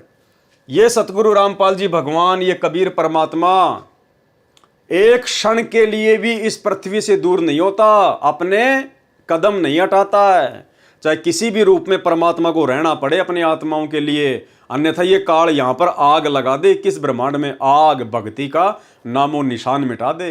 तो हमने ध्यान रखना है, हमने याद रखना है, इस बात को हमेशा अपने दिमाग में रखना है। अगर हमारे से पहले भी परमात्मा यदि चले जाते हैं अपनी लीला कंप्लीट करके, अपना मिशन पूरा करके, तो हमने इस बात की तनिक भी चिंता अपने अंदर नहीं लेके आनी है। हमने अपनी आंख से एक आंसू का टपका भी नहीं निकालना है ये सोचकर कि गुरुजी चले गए अब क्या होगा।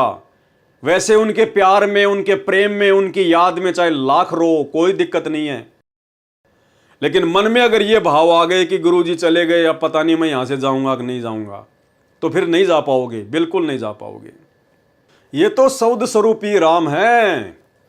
परमात्मा कहते पहुंचूंगा क्षण एक में और जन अपने के काज, यानी सतलोक से एक क्षण में, एक क्षण क्या होता है, एक पलक, आंख झपके इतनी देर में, कहते सतलोक से अपनी आत्मा के लिए मैं नीचे आ जाऊंगा।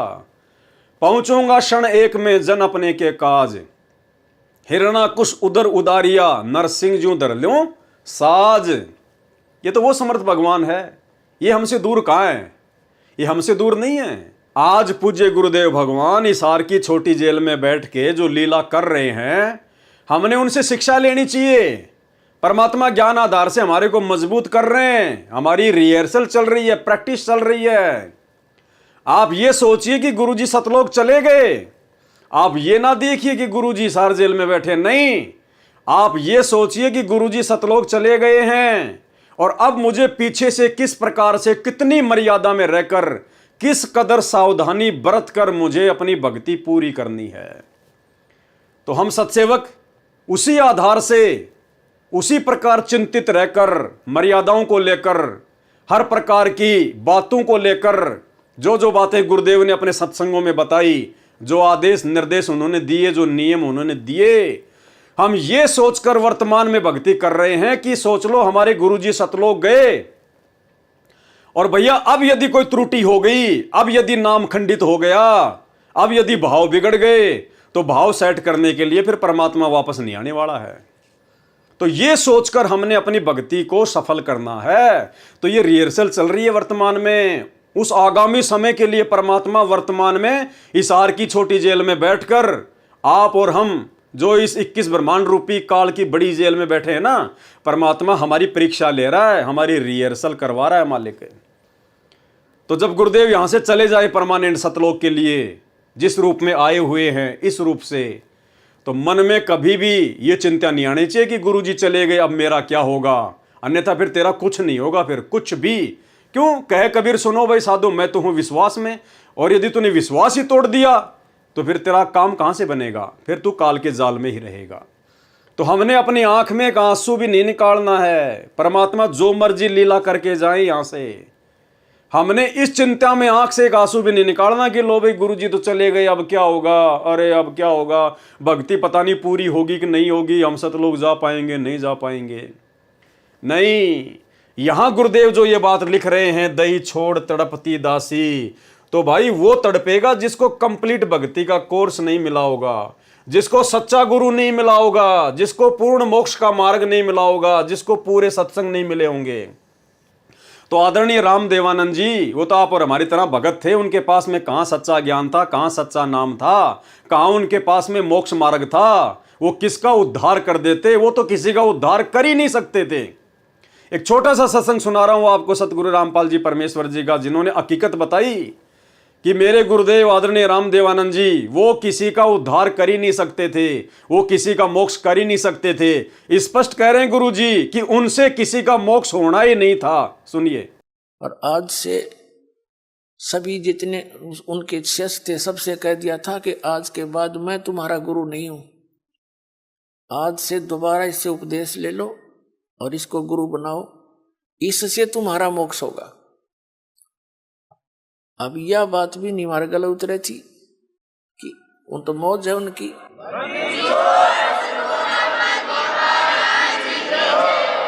कहने का भाव यह था कि उन्होंने अपना वजन तार दिया, क्यों उन परमात्मा के हंस थे वो खास, और सुनियोजित तरीके से इस बिचली पीढ़ी तक ये मूल धन लाना था हमने, और वो उनको उनके से द्वारा पार नहीं होने थे, ये पार इस दास के द्वारा होने थे। इसलिए उन्होंने अपना पल्ला झाड़ दिया और अपना वजन कति खत्म कर दिया। मैं तुम्हारा गुरु नहीं हूं, अब ये है वो गुरु जिसकी तुम्हें आवश्यकता है। छुड़ानी के अंदर उन्होंने स्पेशल ब्लॉक सबको सामने कह दिया था। तो बुद्धिमान व्यक्ति तो भाई और बहनों, बात समझ में आ रही होगी आपको धीरे धीरे कि मुंह बोला गुरु क्या होता है। मुंह बोला गुरु होता है लोक दिखावे में अपना गुरु बनाना। तो सतगुरु रामपाल जी परमेश्वर जी ने, जो कि स्वयं कबीर परमात्मा हैं और 650 साल पहले की तरह लीला करते हुए इन्होंने आदरणीय रामदेवानंद जी को अपना मुंह बोला गुरु बना रखा था। तो 12वें पंथ में वो पूरा ज्ञान नहीं था, 12वें पंथ में कंप्लीट मोक्ष मार्ग वाला ज्ञान नहीं था। उस आधार से परमात्मा ये लीला कर रहे, भूमिका करते हुए लिख रहे हैं। लेकिन हम तो 13वें यथार्थ कबीर पंथ के पंथी हैं। पूर्ण ब्रह्म परमेश्वर सतगुरु रामपाल जी परमेश्वर जी के भगत हैं। उन्होंने अनमोल तत्व ज्ञान दे दिया, भक्ति का कंप्लीट कोर्स दे दिया, नहीं दिया तो दे के जाएंगे, उससे पहले जाने वाले नहीं हैं। ये परमेश्वर अपने जिस काम के लिए धरती पर प्रकट होता है उसको पूरा करके जाते हैं, उसको कोई रोक नहीं सकता। तो कंप्लीट कोर्स दे के जाएंगे परमात्मा। उसके बाद हमने तो भक्ति करनी है उसी उमंग के साथ, ये सोचकर कि परमात्मा पल पल हमारे साथ में है। जैसे आज हम सत्सेवक वर्तमान में अपने गुरुजी को घर पर ही प्रकट करके ज्ञान को आधार बनाकर, घर को आश्रम बनाकर, गुरु को भगवान मानकर शब्द रूप में मालिक के घर घर में बैठ लग गए, परमात्मा को भोग लग रहा है। क्या हमें कोई चिंता है? हमें कोई टेंशन है? क्या परमात्मा ने किसी भी सच्चे सत्सेवक के ऊपर कोई आपत्ति आने दी, कोई समस्या आने दी? अरे थोड़ा बहुत जो नकली सत्सेवक है परमात्मा उस पर भी आपत्ति नहीं आने दे रहे। क्यों? क्योंकि आपने गुरुजी को शब्द रूप में मान लिया, आपने गुरुजी को भगवान मान लिया, परमात्मा मान लिया। और उधर सतलोक आश्रमों में देखो आए दिन लाशें उठती हैं, आए दिन लाशें। उनके सत्संगों में जाने वाले एक्सीडेंट होके मर रहे हैं, 12-12 भगत एक साथ। कभी कोई स्कॉर्पियो पलटी खा रही है, कभी कोई बस पलटी खा रही है, कभी कोई बीमारी से मर रहे हैं। कोरोना में हजारों मर गए। क्यों मर रहे हैं? क्योंकि उन्होंने अब अपने गुरु को भगवान नहीं माना। उन्होंने अपने गुरु के रहते सहते इस कागज की फोटो को रिजेक्ट नहीं किया। गुरु के रहते सहते वो लोग जो उनके महीने में इस कागज की फोटो को, कबीर जी के नकली फोटो को भगवान मान के पूज रहे हैं, परमात्मा मान के पूज रहे हैं। इसकी फोटो का लॉकेट अपने गले में पहनते हैं। अरे तुम्हारा पति एक है या दो है या चार है? एक है सादे सब सदे और सब सादे सब जाए, माली सींचे मूल को फले फूले अघाए। और एक सत्संग में क्या बताया गुरुदेव ने कि भाई गुरु और गोविंद दो नहीं भाई, और जब तक दो समझोगे दो जग में जाई, नरक में जाएगा। कहते हैं जो अपने गुरु के अलावा किसी और को परमात्मा मानता है, कहते हैं वो तो कुत्ते की योनि में जाएगा, कुत्ते की योनि में। सुनिए, गुरु और परमात्मा में कोई अंतर नहीं होता, जब तक दो समझ कर चाल से कबीर साहब कहते हैं वो कुत्ते की योनि में जाएगा। तो भाई और बहनों, ऐसी गलती हम सत्सेवक नहीं करेंगे, ना आज करेंगे ना आने वाले समय में करेंगे, जब तक आशीर्वाद गुरुदेव भगवान का रहेगा। तो तुम्हें कहाँ ढूंढ के लाऊं, मैं तड़प तड़प रह जाऊं, और आप गए अमर स्थान, दई छोड़ तड़पती दासी। तो ये लाइन हम सतसेवकों ने नहीं बोलनी है, और हमने जो भक्ति बोध छपवाई है उसमें से हमने इस लाइन को बिल्कुल हटा दिया है, क्योंकि ये हमारे लिए नहीं है। इसीलिए परमात्मा ने इस शब्द का अनुवाद नहीं किया, इस शब्द का सरलार्थ नहीं किया, क्योंकि ये आप और हमारी कॉमन सेंस की परीक्षा है। अब सबके लास्ट में क्या वाणी है?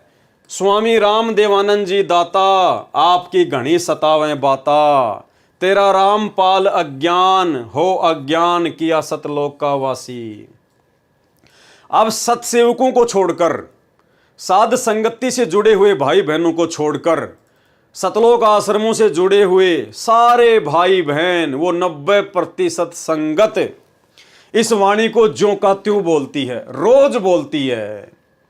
स्वामी राम देवानंद जी दाता, आपकी घनी सतावें बाता। अरे कौन से भगत को स्वामी राम देवानंद जी की बातें सता रही है, जरा बताना एक आधा। वो सतलोक आश्रमों से जुड़ी हुई 90% संगत में कोई एक तो बता दो जिसको स्वामी राम देवानंद जी की बातें सता रही हो, उनकी याद सता रही हो। अरे तुमने उनको कोई कर्जा दे रखा था क्या, जो कि बिना चुकाए वो मर गए हैं, और तुम्हें उनकी याद आ रही है? अरे तुमने कभी उनके सत्संग सुने हैं क्या? तुमने कभी राम देवानंद जी के सत्संग सुने हैं क्या? तुम लोगों ने राम देवानंद जी से नाम दीक्षा ली है क्या? तुम्हारे गुरु राम देवानंद जी हैं क्या? फिर तुम्हें कौन सी बातें सताएंगी उनकी भाई? ना तुमने उनको कभी देखा, 99.99% संगत ने कभी आदरणीय राम देवानंद जी को देखा ही नहीं, कभी साक्षात रूप में कभी नहीं देखा। ना उनके कोई सत्संग सुने, ना कभी उनके सत्संग कोई रिकॉर्ड हुए, और ना उन्होंने आप लोगों को नाम दीक्षा दी। तो कौन सी बात सताएगी आपको उनकी? फिर क्यों फॉर्मेलिटी कर रहे हो? क्यों फिर झूठ मूठ में ये लाइन बोल रहे हो? और इससे पहले ये लाइन, स्वामी राम देवानंद दाता। अरे भैया, तुम्हारे दाता कौन है? तुम्हारे दाता सतगुरु रामपाल जी हैं। तुमने उपदेश सतगुरु रामपाल जी से लिया है। दाता यानी भगवान परमात्मा। तो तुम्हारे दाता कौन है? स्वामी राम देवानंद दाता। दादा गुरु जी आपके दाता हैं क्या? आपके भगवान हैं क्या? आपके मालिक हैं क्या? अगर वे आपके दाता हैं तो फिर ये क्या लगते हैं आपके? फिर सतगुरु रामपाल जी आपके क्या लगते हैं? ये आपके दाता नहीं है? या फिर ये भी आपके दाता हैं? तो फिर तो दो दो दाता हो गए, और फिर आत्मा एक है तो उसके दाता दो नहीं हो सकते। तो ये कौन कह रहे हैं? ये सतगुरु रामपाल जी परमेश्वर एक भगत होने के नाते अपने गुरु जी के प्रति अपने भाव व्यक्त कर रहे हैं। सतगुरु रामपाल जी अपने मुंह बोले गुरु जी के लिए उनकी महिमा में आप और हमें ये पाठ पढ़ाते हुए कि एक भगत का गुरु जी के प्रति कैसा भाव होना चाहिए। तो ये लाइन सतगुरु रामपाल जी अपने मुंह बोले गुरु जी के लिए बोल रहे हैं कि स्वामी राम देवानंद दाता। भाई हमारे स्वामी तो हमारे सतगुरुदेव हैं। हमने जिनकी शकल ही नहीं देखी वो हमारे स्वामी कैसे हो गए?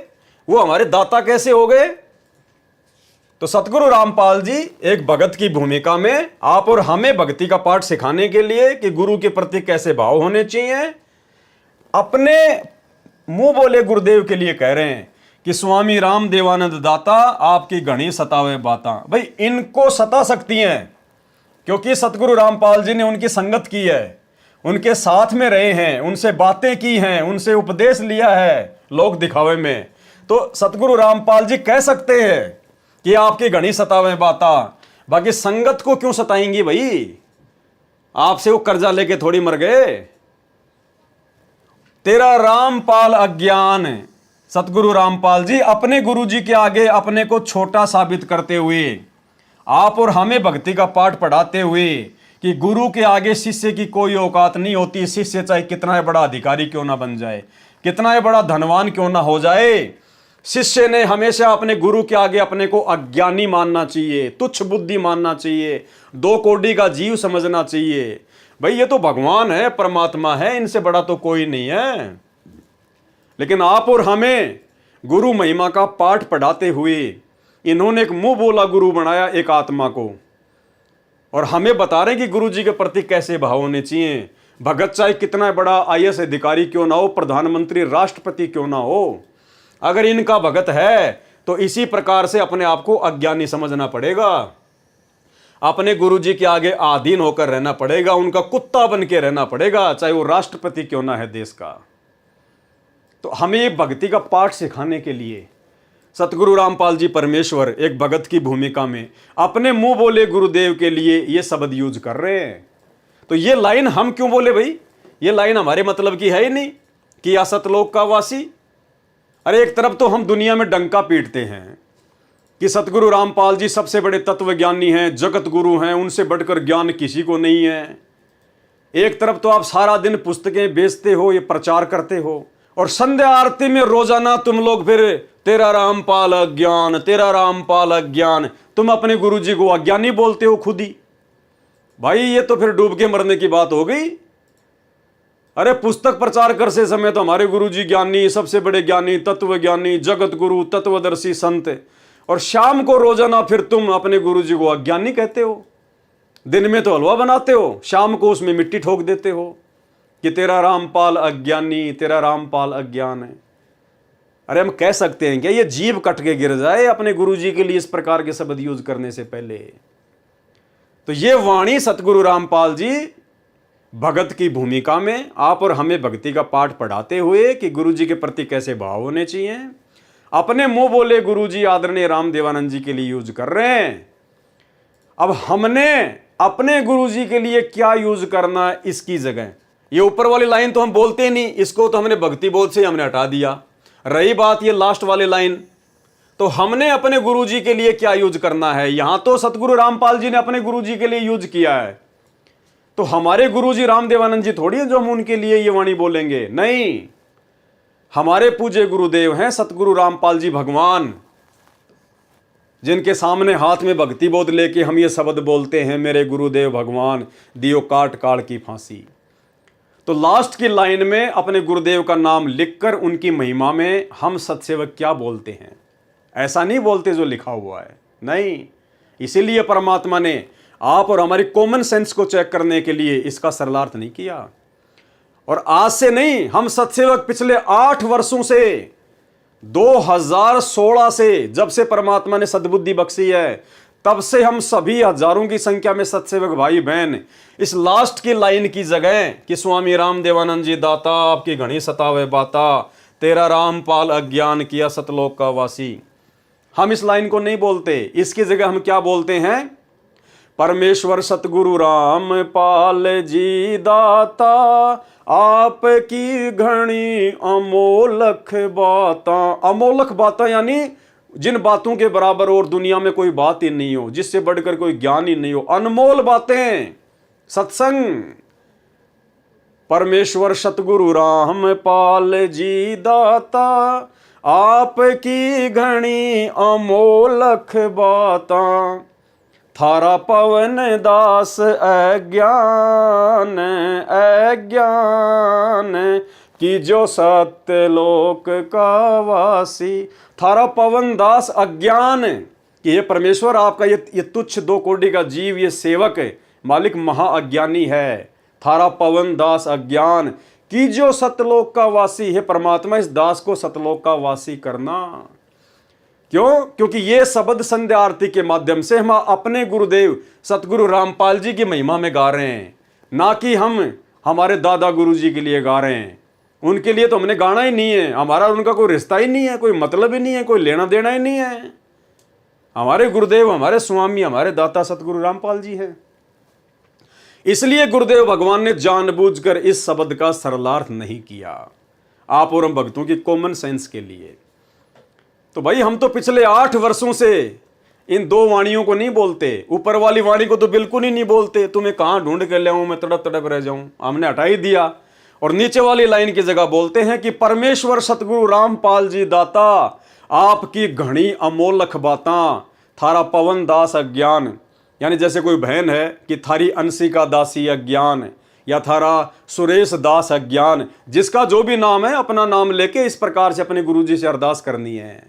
परमेश्वर सतगुरु रामपाल जी दाता आपकी घनी अमोलक बाता, थारा पवन दास अज्ञान हो अज्ञान की जो सतलोक का वासी। ये बोलना है हमने अपने गुरुदेव जी की महिमा में, तब ये शब्द कंप्लीट होगा। अन्यथा तेरा रामपाल अज्ञान, तेरा रामपाल अज्ञान, अरे नालायको, भगत हो फिर क्या कोई खिचड़ी खा के गा रहे हो क्या? इतनी भी कॉमन सेंस नहीं है क्या कि अपने गुरु जी को क्या कहा जाता है? तो भाई और बहनों, साध संगति से जुड़े बिना ये सद्बुद्धि नहीं आ सकती। और साध संगति से जुड़ना कोई बच्चों का काम नहीं है, वरना कोई जुड़ के दिखा दो ना, कोई जुड़ के तो दिखा दो। सबको पता है साध संगति क्या है, सत्सेवक क्या है, पूरी संगत को पता है, पूरी संगत को पता है। चाहे किसी को गुरु जी के भाई का नाम पता हो ना पता हो, गुरु जी की जो कलयुगी जो पत्नी है, बेटा बेटी रिश्तेदार या कोऑर्डिनेटर, उनका नाम पता हो या ना पता हो, लेकिन सतगुरु रामपाल जी परमेश्वर जी की जो करोड़ों की संगत पूरे विश्व में है, सबको पता है। बच्चे बच्चे को पता है कि साध संगति क्या है और सत्सेवक क्या है। देखे, जुड़ के दिखा दो ना भाई। जुड़ने के लिए इतने संस्कार चाहिए, इतने संस्कार, युगों युगों की तपस्या चाहिए, सतगुरुदेव भगवान का भरपूर आशीर्वाद चाहिए, उनकी मेहर चाहिए, तब जाकर साध संगतियां नसीब होती है। साध संगति से जुड़ना कोई बच्चों का खेल नहीं है। तो यह सतगुरु की विशेष मेहर, विशेष दया केवल सत्सेवकों के ऊपर। तो भाई और बहनों, बहुत बड़ी रजा, बहुत बड़ी मेहर परम पूज्य परमेश्वर सतगुरु रामपाल जी भगवान की। और ये कार्य जो कंप्लीट हुआ है आज, तीनों समय की आरतियों का, नित्य नियम का कंप्लीट हो चुका सरलार्थ, रमेणी का कंप्लीट हो चुका, और आज संध्या आरती के ऊपर ये लास्ट वीडियो जो कि कंप्लीट हो चुका है। ये सतगुरु रामपाल जी परमेश्वर जी की विशेष विशेष विशेष वीआईपी रजा के बिना ये संभव हो ही नहीं सकता था, ये कंप्लीट हो ही नहीं सकता था।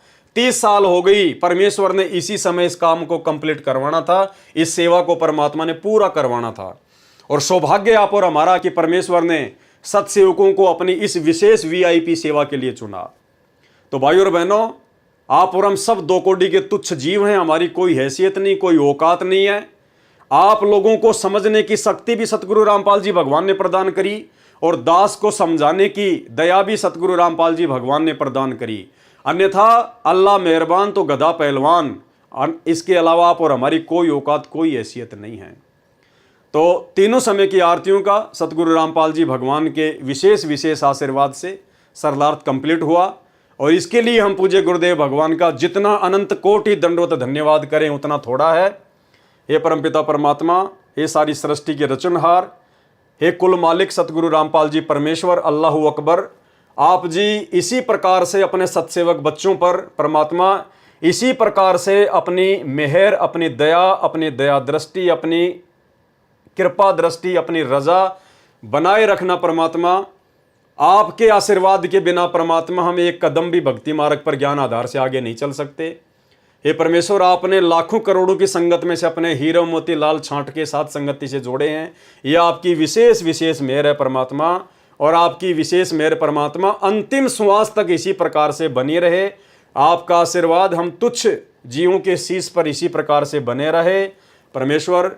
बस हमारी यही इच्छा, यही हमारी कामना है। यदि आप खुश हैं तो परमात्मा फिर भक्ति में कोई बाधा नहीं है। तो भाई और बहनों, इसी स्तुति के साथ में, इसी प्रार्थना के साथ में, और आज हम सतगुरुदेव भगवान से आशीर्वाद प्राप्त करेंगे। लास्ट में परमात्मा का जयकारा लगाएंगे, परमात्मा का धन्यवाद करेंगे। बंदी छोड़ सतगुरु रामपाल जी भगवान की जय हो।